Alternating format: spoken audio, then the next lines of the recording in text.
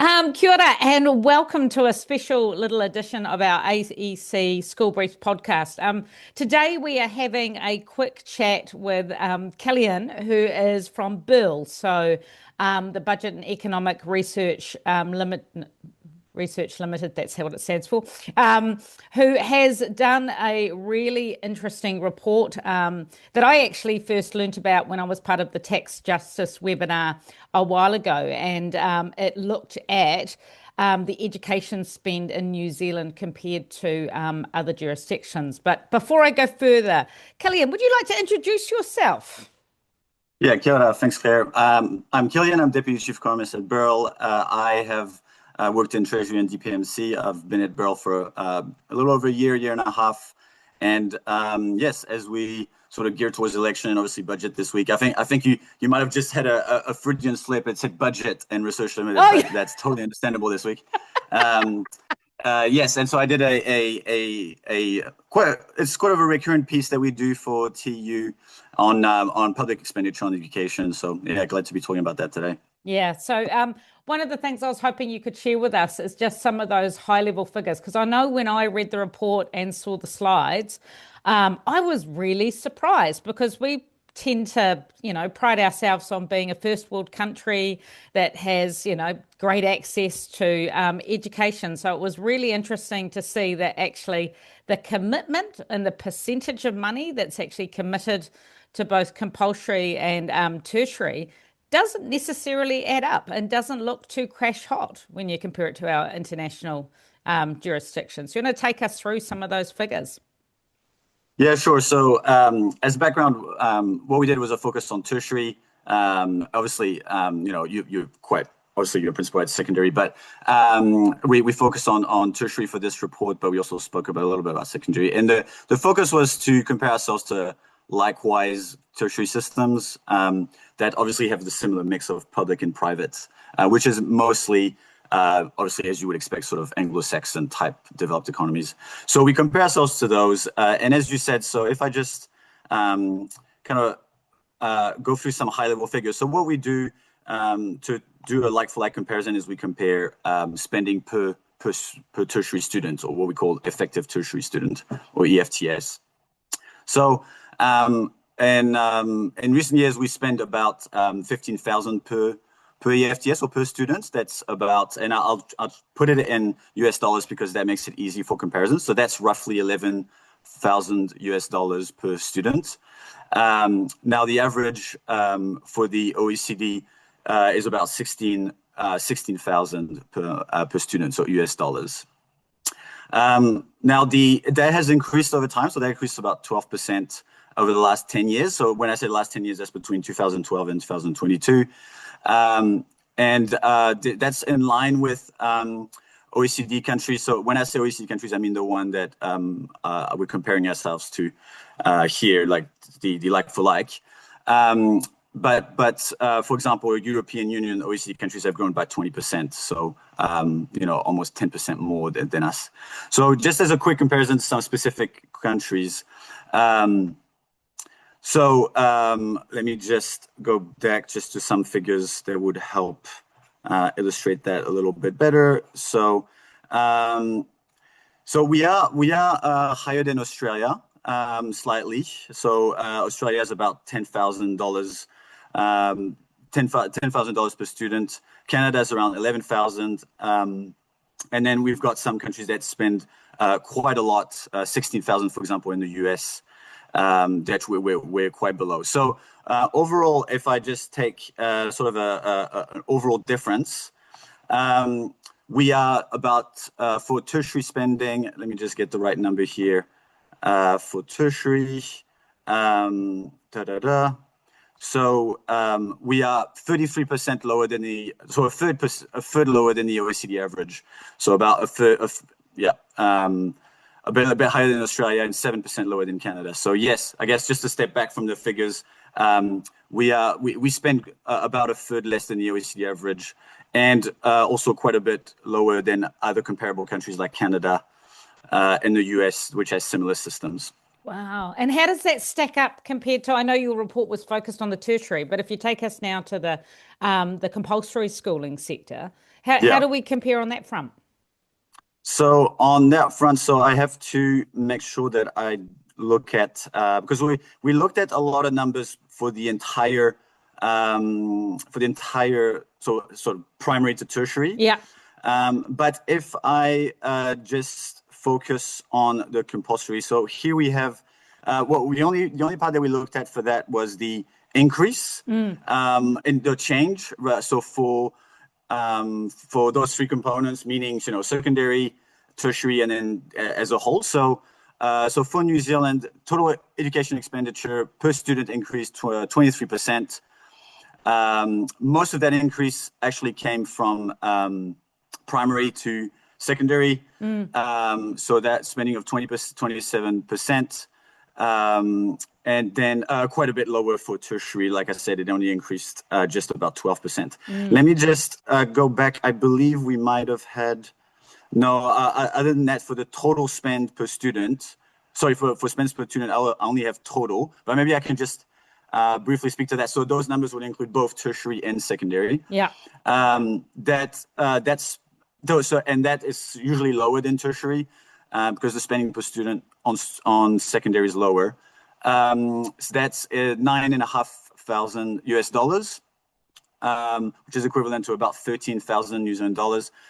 But we are quite lower just in general to those comparable countries. So Australia and Canada spend 12,000 roughly.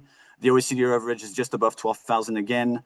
The US spends 15,000 per student. So that's including both secondary and tertiary. So on the total public expenditure per student, we are sort of quite a bit lower, regardless of its OECD or if it's comparable systems like the ones I mentioned, Australia, Canada, and so on. Yeah, and it strikes me as really interesting, particularly in the current climate where we are seeing so much rhetoric around education and so much rhetoric around our assessments having to be internationally benchmarked and comparable, and this desire and commitment to improving student outcomes. And actually, if you step back and you think, well, you spend what you value, you spend the money on what you value. So what does this suggest to us? That actually does the actual economic spend on per student for education, does that stack up against the rhetoric that we're aiming to be this internationally comparable, a real focus on improving outcomes? Or is it a little bit contestable when you look at those figures? Well, I suppose one thing that we did that I can speak to on that is if we did a bit of a calculation that if we were going to match the OECD average spend on tertiary, for example. So as I mentioned, we are about a third. We spent about a third less per student on tertiary. If you actually reverse that into, what if we matched the OECD average? Which let me just remind everybody what it is. So obviously the New Zealand one was, just going back quickly. New Zealand one was $11,000 US dollars per student, whereas the average OECD country is 16. Now, granted, it includes a range of different models and so on and so forth. But just for the sake of argument, if we were to match that, that would mean an increase, and let me just pull that up because there we go, an increase of about $1 billion, so $900 million in tertiary funding, in addition to the 2.7 already that's already being spent on. So, and that's for 2021. So it goes back a little bit in time, but partly because the data in OECD is not that much up to date. But that gives you a sense of, if we're going to match the OECD, that is the scale of the numbers that would have to, at least on the spending side, on the funding side, you would need to have. Yeah. And I guess I find this really interesting as we lead up to our budget announcement on Thursday, because we often feel like the portion of the pie that is being put aside for education is a fixed amount, in terms of, we think about, how could we spend that bit of the pie? How do we want to divide it up? What are our priorities?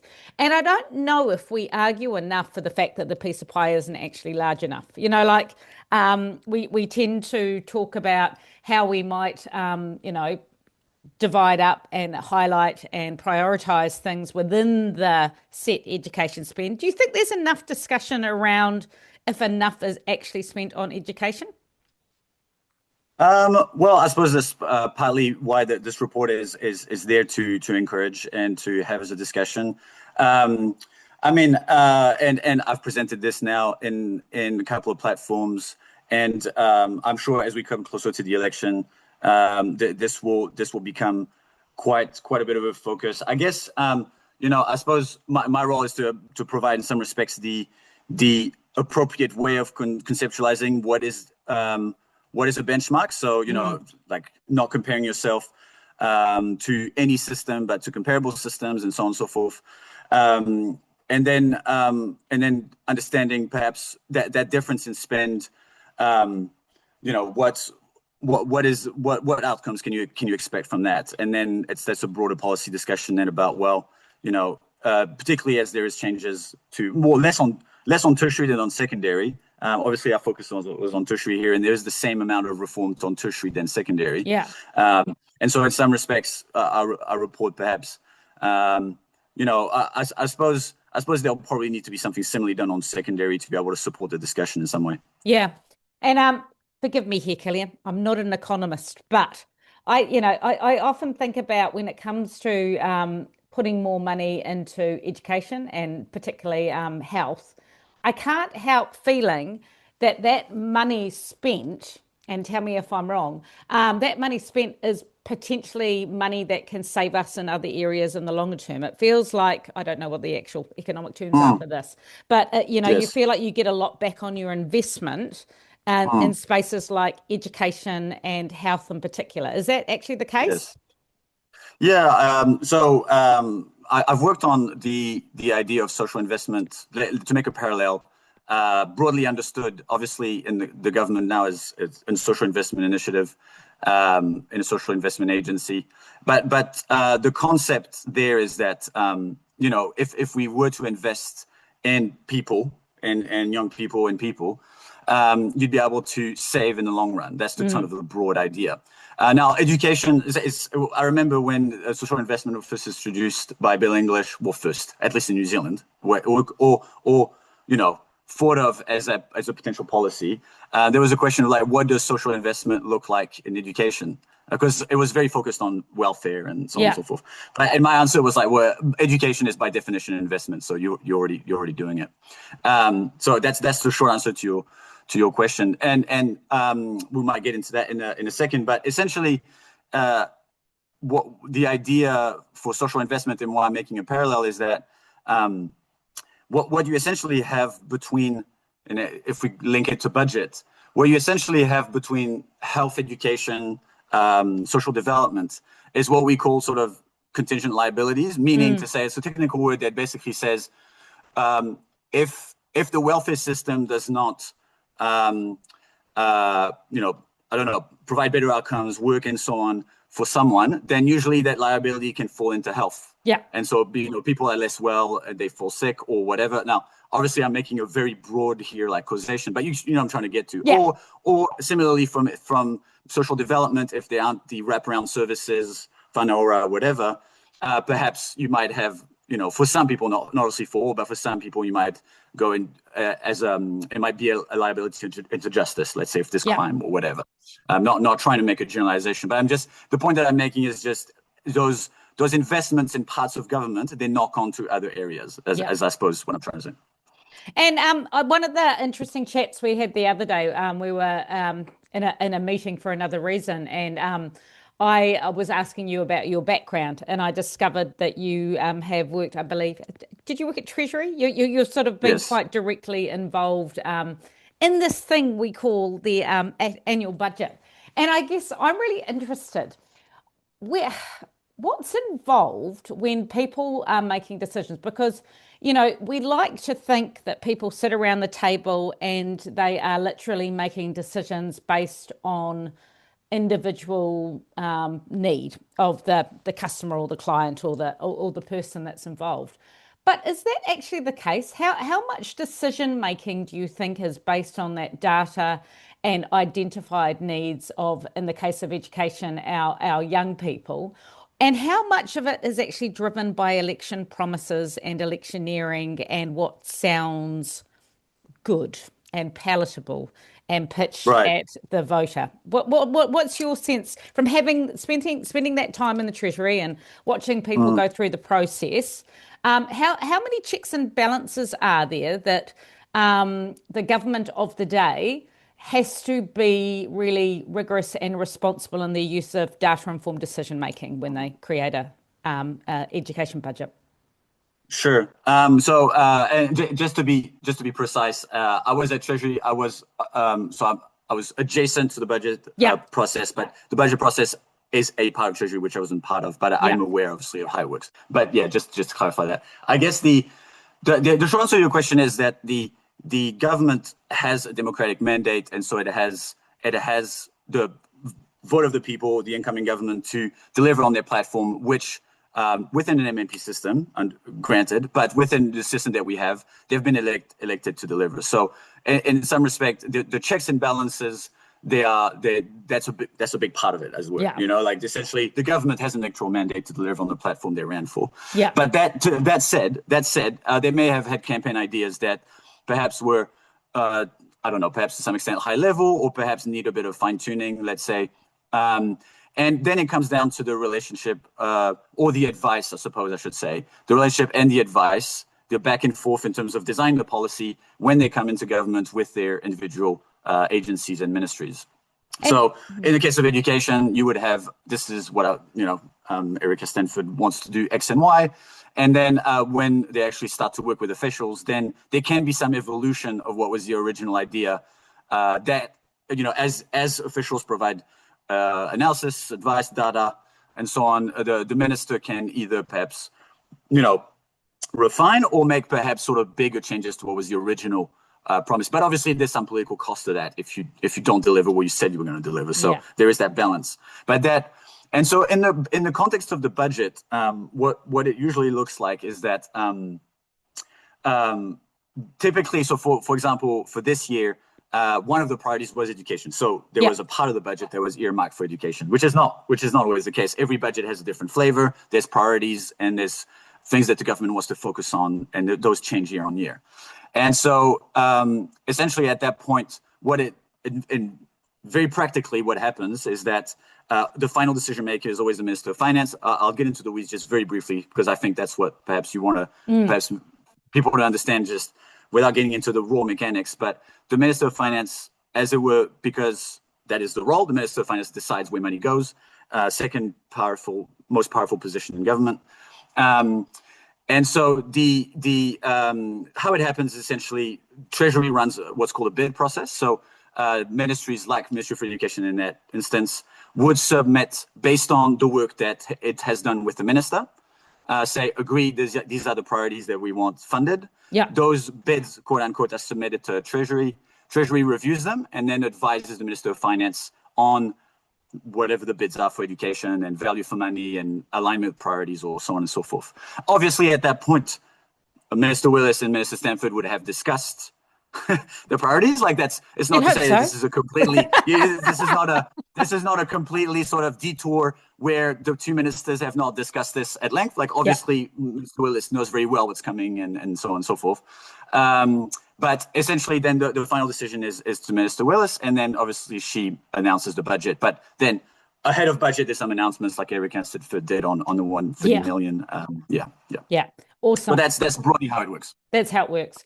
And this might sound like a dumb question.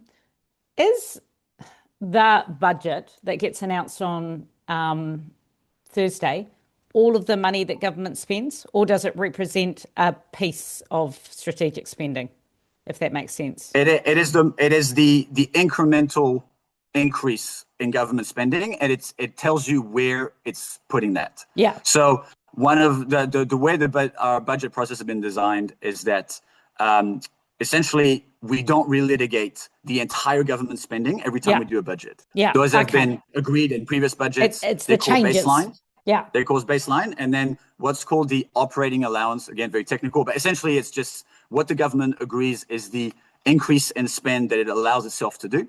It just decides where it puts that. Yeah.